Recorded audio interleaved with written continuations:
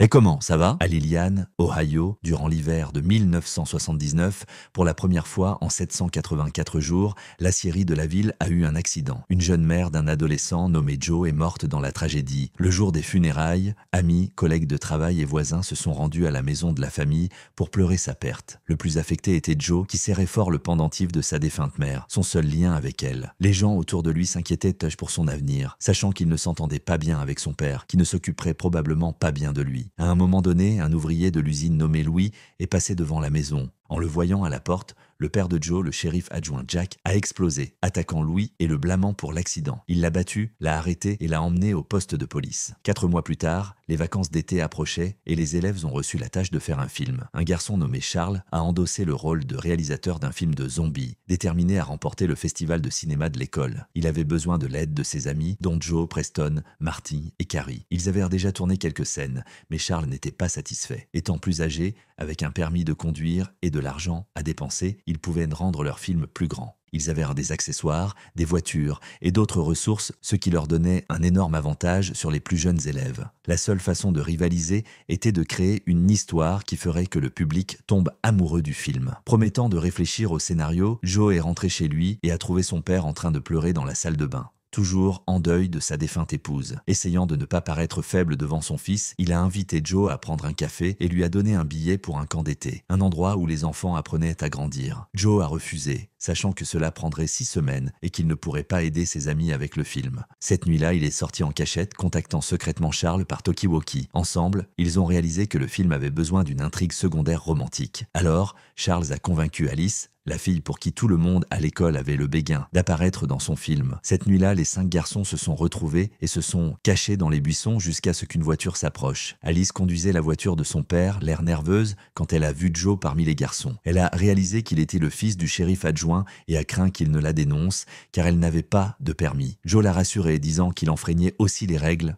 Il ne le dirait pas à son père. Rassurée, elle a accepté, et les amis se sont dirigés vers une petite gare en périphérie de la ville. En arrivant, les adolescents ont installé les lumières et les caméras pendant que Joe s'occupait du maquillage d'Alice. Pendant qu'ils discutaient, il s'est rendu compte qu'il commençait à développer des sentiments pour elle. Plus il l'observait, plus il était impressionné. Alice est une actrice née. Elle réussit parfaitement son rôle, rendant le film beaucoup plus captivant que Charles ne l'avait imaginé. Pendant la répétition, tout le monde est captivé par sa performance et sait que l'invité était la bonne décision. Quelques minutes plus tard, Charles aperçoit un train qui approche et comprend que c'est une occasion unique dans une vie. Il change rapidement les plans et ordonne au groupe de tourner une scène romantique immédiatement. Avec seulement quelques secondes pour se préparer, ils commencent à filmer, ayant pour toile de fond un train de marchandises qui passe. Soudain, Joe aperçoit une camionnette se dirigeant droit vers le passage à niveau et elle s'engage sur les voies. Quelques instants plus tard, la collision fait dérailler le train. Les adolescents se dispersent dans toutes les directions, laissant leur équipement derrière eux, tandis que des explosions, des débris volants et des carcasses métalliques tombent comme des météores enflammés. Et au milieu du chaos, les 6 amis survivent miraculeusement, ne subissant que des égratignures et un choc sévère. Joe remarque du sang sur l'un des wagons et craint que ce soit celui d'Alice, la seule qui n'est pas encore sortie de sa cachette. Elle donne bientôt signe de vie, expliquant qu'elle s'est abritée ailleurs. À proximité, ils découvrent 10 000 cubes blancs qui rappellent vaguement des Rubik's Cube. Les adolescents ne comprennent pas leur utilité, mais Joe en garde un dans sa poche, fasciné par l'étrange découverte. Non loin de là, ils aperçoivent une voiture gravement endommagée et un homme au volant saignant abondamment. S'approchant avec prudence, ils le reconnaissent. C'était le docteur Woodward, le professeur de biologie de l'école. Une carte tombée entre ses mains révèle que l'accident n'était pas accidentel. Il connaissait l'horaire et l'itinéraire du train. À un moment donné, le docteur Woodward reprend conscience et ordonne aux enfants de partir immédiatement, les avertissant qu'eux et leurs parents pourraient être tués. Au loin, des faisceaux de lampes de poche apparaissent et une foule se précipite vers l'épave. Le professeur pointe un revolver, incitant les adolescents à courir et à oublier tout ce qui s'est passé. Se rendant compte qu'ils ne bluffent pas, les jeunes rassemblent à la hâte leurs caméras et autres équipements, laissant quelques objets derrière eux.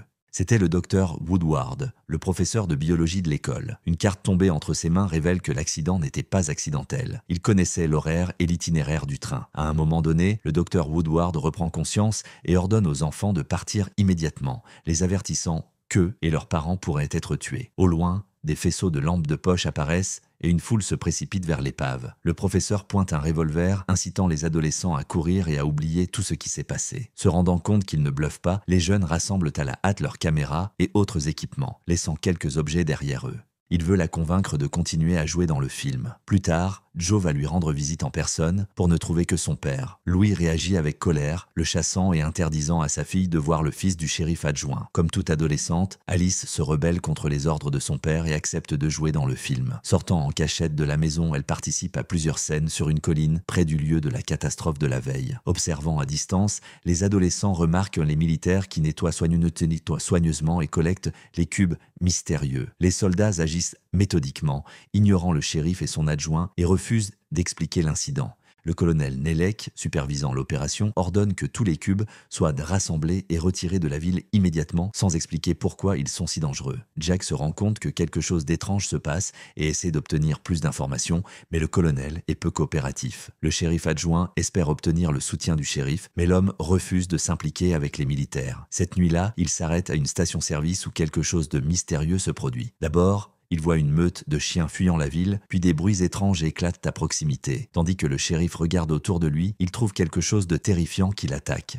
La créature l'entraîne vers l'inconnu. Un employé de la station-service voit la voiture endommagée du shérif, mais n'a pas le temps de le signaler avant que la créature mystérieuse ne l'attaque aussi. Le lendemain matin, les adolescents continuent de tourner leur film de zombies. Joe maquille Alice et elle répète une scène d'attaque. La scène est si mignonne et presque romantique que Joe se rend compte qu'il tombe amoureux d'elle. Pendant ce temps, son père s'inquiète. Le shérif et l'employé de la station ont tous deux disparu sans laisser de traces. La ville est pratiquement en ruine, mais ce n'est pas le pire. Il y a des dizaines d'incidents similaires dans toute la ville. Les chiens ont fui, des gens disparaissent, et Jack est le seul à pouvoir comprendre ces étranges événements. Une autre bizarrerie survient. Des moteurs de voitures sont volés et seuls les militaires connaissent la vérité, à savoir qu'un monstre s'est échappé d'un train lors de l'accident. Ajoutant au mystère, le nombre de militaires en ville ne cesse de croître. Jack et ses amis se réunissent chez le shérif adjoint pour discuter des étranges événements. Ils essaient de comprendre ce qui se passe, mais les pannes de courant dans toute la ville deviennent un autre problème. Un électricien vient enquêter et découvre que des fils ont été volés. En essayant de réparer le problème, il remarque des morceaux de métal flottant dans l'air comme des plumes. Montant plus haut, pour avoir une meilleure vue, il fait un bruit qui attire le monstre. Quelques instants plus tard, la créature inconnue l'attaque, l'entraînant dans l'obscurité. Le matin, les habitants de la ville tiennent une réunion d'urgence pour décider quoi faire. Jack essaie de calmer la panique grandissante, car beaucoup soupçonnent que ces événements sont des attaques terroristes russes. Le shérif adjoint, cependant, sent que quelque chose de beaucoup plus étrange se passe. Quelque chose dont seuls les militaires connaissent toute la vérité. Par hasard, il apprend d'un vieil homme du coin que les soldats communiquent sur des fréquences radio connues. La police commence à espionner les conversations du colonel Nelek et de son équipe. Bientôt, Jack trouve le père d'Alice au commissariat qui interdit sévèrement à ses enfants d'interagir. Quelque temps plus tard, il devient clair que des chiens sont vus dans d'autres villes et États. En regardant une carte, il semble que les animaux ne courent pas vers quelque chose, mais fuient plutôt quelque chose dans leur propre ville. Les gens continuent de disparaître et la panique se propage, ce qui pousse Jack à décider qu'il doit affronter le colonel immédiatement. Pendant ce temps, Joe invite Alice chez lui, où elle admire une réplique d'un wagon de train. Elle montre ouvertement son affection pour lui. Charles interrompt le moment romantique, leur rappelant le tournage et suggérant que Joe joue le rôle d'un soldat. Les adolescents décident de tourner près de la maison du docteur, qui est actuellement fouillée, afin que d'autres soldats puissent être vus en arrière-plan. Jack apparaît et interdit à son fils de voir Alice, emportant la seule caméra avec lui. Plus tard, il rencontre le colonel Nelek, laissant entendre qu'il en sait plus qu'il n'y paraît, mais exigeant la vérité. Nelek accepte de rencontrer le shérif adjoint à l'aérodrome de la ville cette nuit-là, à l'abri des regards indiscrets. Joe ignore l'ordre de ne pas voir Alice et insiste pour filmer. Après s'être disputé avec son père, il court vers la tombe de sa mère au cimetière. Là, il remarque quelque chose d'étrange et de terrifiant se produisant dans un hangar voisin. Pendant ce temps, Jack se rend à la rencontre de Nelek pour tomber dans un piège. À l'aérodrome, une escouade de la police militaire l'arrête et l'isole immédiatement. Au même moment, Nelek interroge le survivant Woodward, exigeant l'emplacement du monstre. Woodward refuse, affirmant que le monstre existe dans son propre esprit et qu'il le contrôle depuis le début. Réalisant que le biologiste est maintenant un risque, le colonel le tue. Cette nuit-là, Alice désobéit à son père et entre dans la chambre de Joe par la fenêtre. Pendant qu'ils discutent, des films de famille de son enfance sont accidentellement projetés sur un projecteur. En le voyant heureux avec sa mère, Alice ne peut retenir ses larmes. Elle se souvient amèrement que son père était très ivre ce jour-là. La mère de Joe est allée travailler à sa place et est devenue la victime de l'accident. Sachant qu'il aurait dû être là, Louis s'est depuis noyé dans l'alcool, se blâmant pour la tragédie. Leur conversation est bientôt interrompue par un cube qui se met à vibrer anormalement, traverse le mur mur et file à grande vitesse.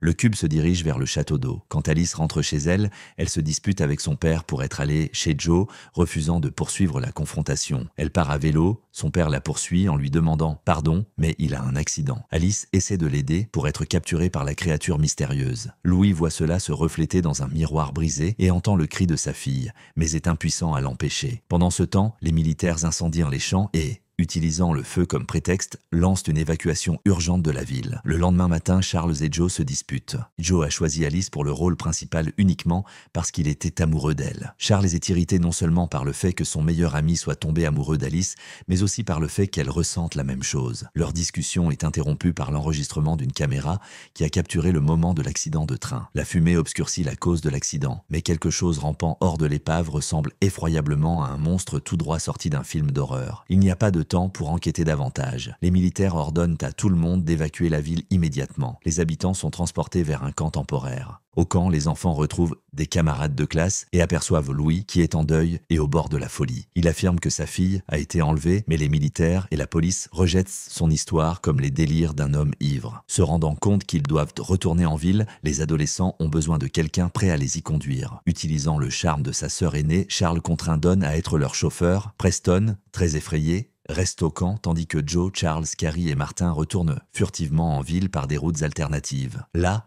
ils s'introduisent dans la caravane du docteur Woodward. Ils découvrent de vieux dossiers ainsi que des dizaines d'enregistrements vidéo et audio. En étudiant les documents, les élèves ont découvert que Woodward était un scientifique impliqué dans une enquête sensationnelle jusqu'en 1963. 5 ans plus tôt, un vaisseau extraterrestre s'était écrasé sur Terre, se brisant en 10 000 cubes blancs. Les militaires ont fait des expériences sur les extraterrestres, les transformant en ennemis mortels de l'humanité. Le seul extraterrestre survivant a établi un lien télépathique avec Woodward, l'utilisant dans une tentative de s'échapper de la planète. Pendant ce temps, Jack décide de s'évader d'une base militaire secrète. Il demande à aller aux toilettes et attaque un garde.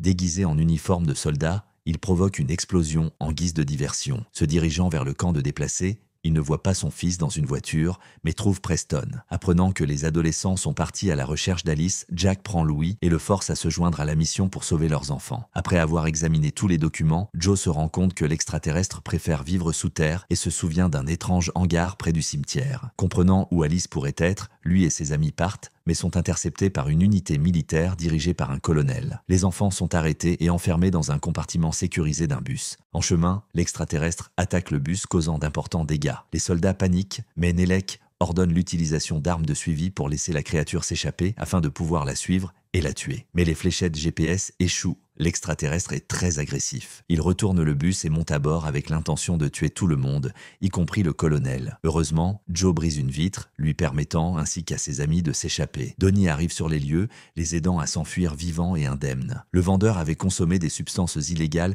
et ne pouvait plus conduire, alors Joe prend le contrôle. Il se dirige vers le cimetière pour être témoin de quelque chose d'encore plus étrange. Les armes, les chars et autres équipements militaires ne sont pas seulement défectueux, ils sont complètement hors de contrôle.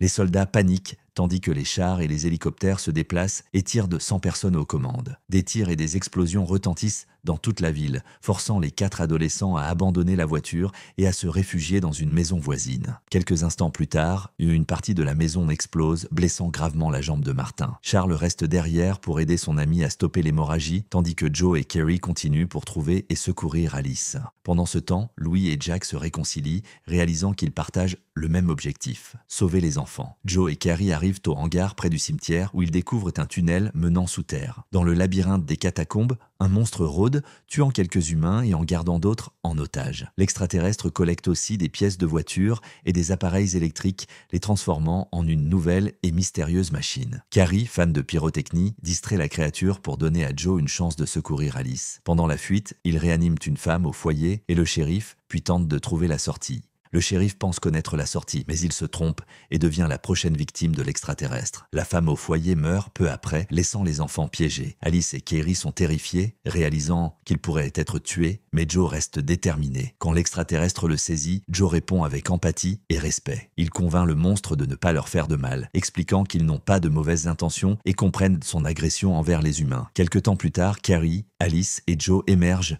pour assister à une vision extraordinaire. L'extraterrestre active un dispositif sous le château d'eau qui agit comme un aimant, attirant tous les objets métalliques. Joe tient un médaillon avec la photo de sa mère, mais choisit de laisser le passé derrière lui. Le médaillon devient la pièce finale et le métal collecté forme le vaisseau extraterrestre. Soldats et survivants observent tandis que le vaisseau quitte la Terre. Louis et Jack retrouvent leurs enfants sains et saufs. Pendant ce temps, Joe et Alice se tiennent la main, réalisant que leurs sentiments l'un pour l'autre sont plus forts que toutes les restrictions, se terminant ainsi Super 8, film de science-fiction et de suspense de 2011. Et je vous attends dans la prochaine vidéo.